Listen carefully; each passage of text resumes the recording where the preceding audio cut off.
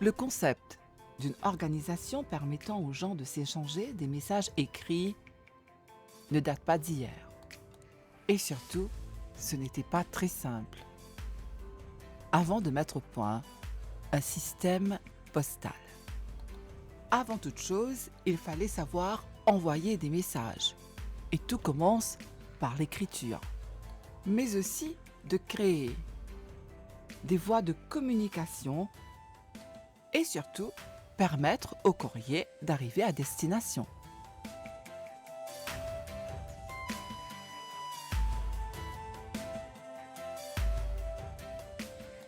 Les premières traces d'un tel système se trouvent en Égypte, à l'époque des pharaons.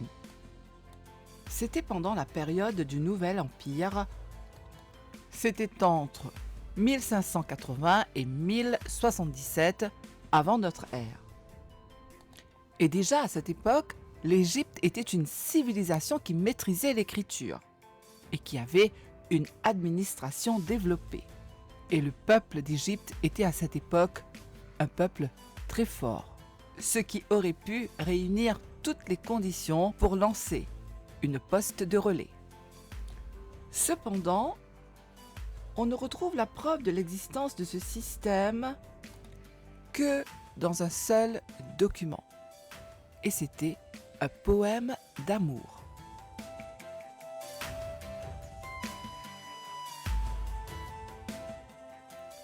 Dans ce poème, on apprend que cette institution postale est nommée le courrier royal et que le messager se déplace avec son char de relais en relais où il change à chaque fois de chevaux.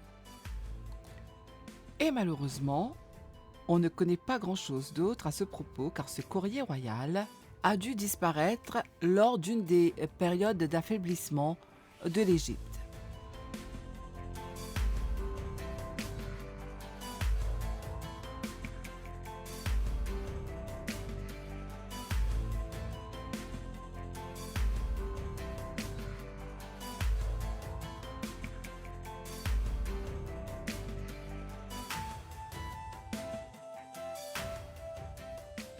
D'autres postes à relais ont existé au cours de l'Antiquité, comme celle mise en place par Cyrus dans l'Empire perse. Mais c'est avec l'Empire romain que ce système va connaître son apogée sous la forme du cursus publicus. Créé par Auguste, le cursus publicus est un service de poste sous l'autorité de l'empereur qui est entièrement au service de l'État. On utilise des chariots légers à 2 roues tirés par 2 chevaux pour transporter les dépêches officielles et les hauts fonctionnaires.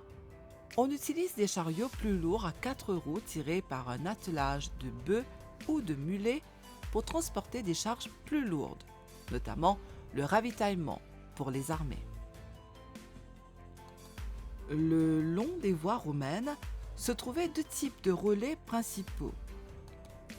Le mutatio, tous les 10 à 18 km, qui est un bâtiment simple, juste pour changer de cheval, et le mansio, tous les 30 à 36 km, qui est un lieu d'étape avec un gîte pour les courriers, une écurie et un garage pour les véhicules. Ce système était très performant. Les courriers parcouraient en moyenne près de 75 km par jour et pouvaient compter à la fin du IIIe siècle sur près de 372 routes pour un total de 85 000 km.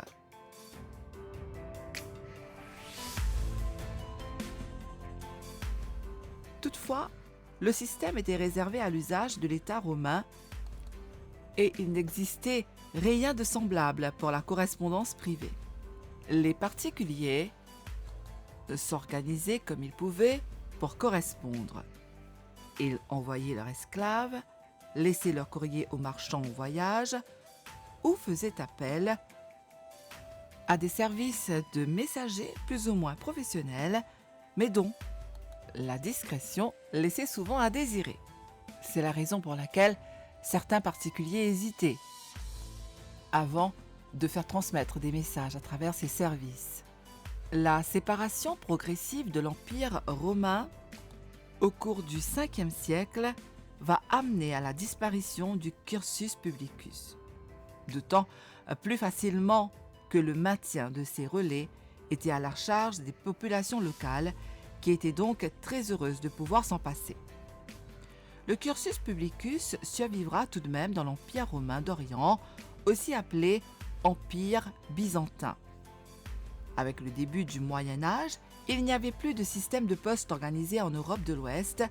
C'est donc l'ère des messagers. Mais ceci n'a pas empêché les courriers de circuler en Europe. Et on peut noter qu'ailleurs dans le monde, des réseaux postaux existent toujours. Certains pays ont mis en place un impressionnant réseau qui combine relais postaux à cheval, signaux de feu et pigeons voyageurs.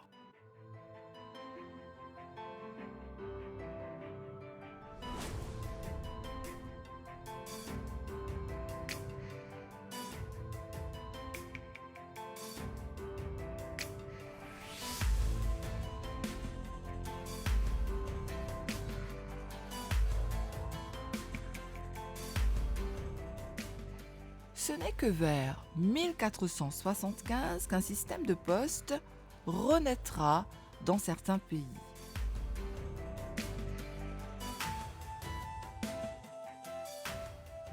L'installation d'un service postal en Angleterre démarre au XIIe siècle avec le roi Henri Ier d'Angleterre qui décida de rémunérer des messagers pour porter des messages de l'État. En 1635, le roi Charles Ier permit à ses sujets d'utiliser son système postal afin de procurer des ressources financières.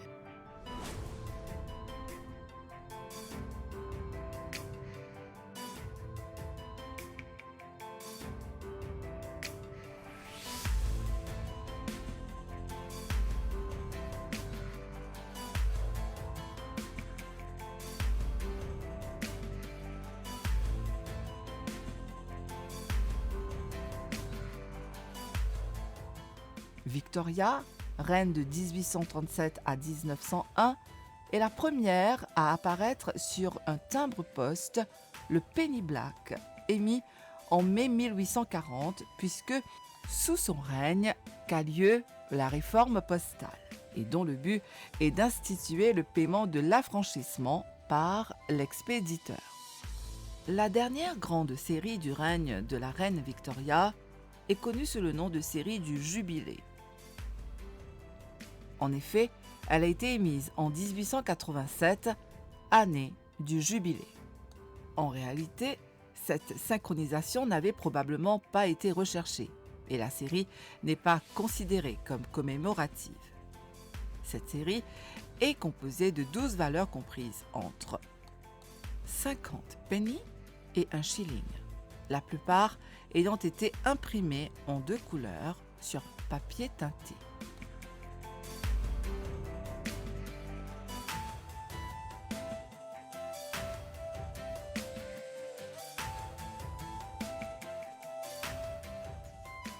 Philatéliste, le roi George V enrichit sa collection de timbres-poste de l'ensemble des maquettes, essais et timbres-poste émis du Royaume-Uni et de l'Empire britannique.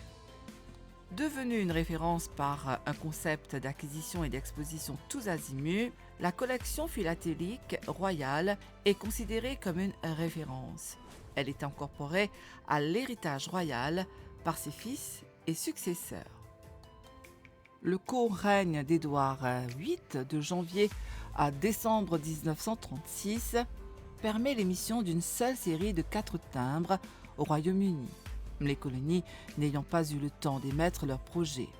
À partir d'une photographie du profil royal, il y eut une mise en page inspirée de celle proposée par un particulier âgé de 18 ans.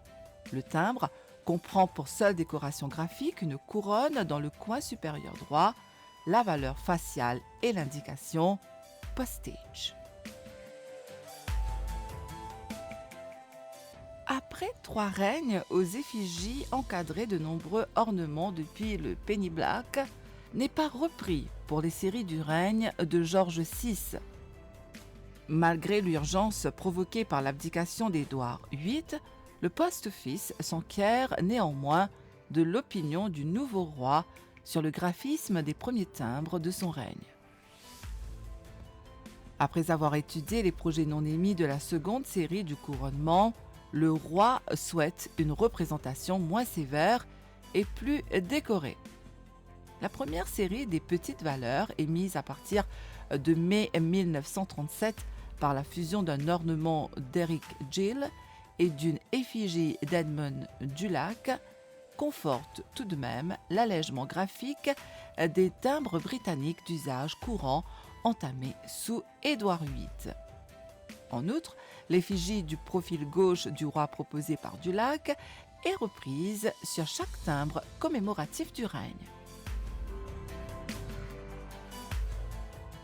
Les timbres commémoratifs, exceptionnels et peu nombreux avant la Seconde Guerre mondiale, deviennent réguliers après 1945. Pour rappel, le premier timbre poste vient de l'Angleterre. Aujourd'hui, il est l'objet de la convoitise des collectionneurs. Le 6 mai 1840, l'Angleterre est en pleine révolution postale.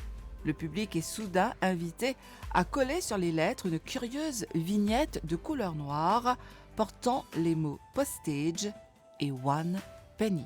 Y figure de profil la reine Victoria. L'achat de ce petit bout de papier revient à payer d'avance le port du courrier, ce qui bouscule les habitudes séculaires du port dû à la charge exclusive du destinataire. Une bonne surprise attend cependant les expéditeurs. La taxe d'un penny, une somme relativement modeste, vaut pour toutes les destinations du Royaume-Uni.